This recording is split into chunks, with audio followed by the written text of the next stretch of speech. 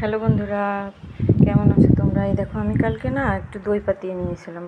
ভাবছিলাম কি এই দই দিয়ে গোপালের পূজা দেবো। তার দইটা না কালকে পেতে রেখেছিলাম, আজ সকালে উঠিয়ে এই যে গোপালের সেবায় এই দই চিড়া দিছি।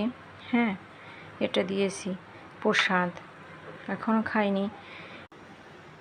এই দই চিড়া লিচু এই দেখো, রাজশাহী লিচু। কালকে লিচুগুলো আমাদের এনেছে। হ্যাঁ, এই লিচু আমি উঠিয়ে রেখেছিলাম ঠাকুরের জন্য, সেটা ঠাকুরের সেবায় দিয়েছি। হ্যাঁ, আর এই যে সকালে আমি ডাল রান্না করেছি, এই ডাল দিয়ে সবাই খেয়েছে। হ্যাঁ, এটা কিন্তু রাজশাহী লিচু। ঠাকুরের সেবা দেওয়া হয়ে গেছে, পুজো দেওয়া হয়ে গেছে। এই যে একটা ডিম সিদ্ধ হচ্ছে, আমার মেয়েটাকে খাওয়াবো। আসলে ও খুব অসুস্থ, কিছু খেতে পারছে না, ওর জ্বর হয়েছে।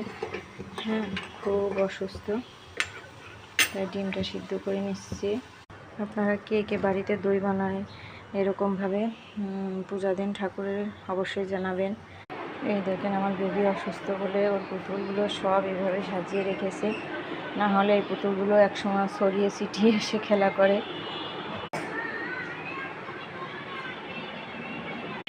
আমটা কিন্তু খুব সুন্দর দেখা যাচ্ছে। এই আমটা হচ্ছে আমাদের বেলকনিতে। হ্যাঁ, বেলকনিতে ঝুলে রয়েছে, দেখেন। বেলকনিতে আমরা হাত দিয়ে আমটা ছিঁড়তে পারি, কিন্তু ছিঁড়ি না। তাই এই যে আরেকটা আম আমাদের বেলকনিতে ঝুলে রয়েছে। হ্যাঁ, আমগুলো দেখেন ঝুলে থাকাতে খুব সুন্দর দেখা যাচ্ছে।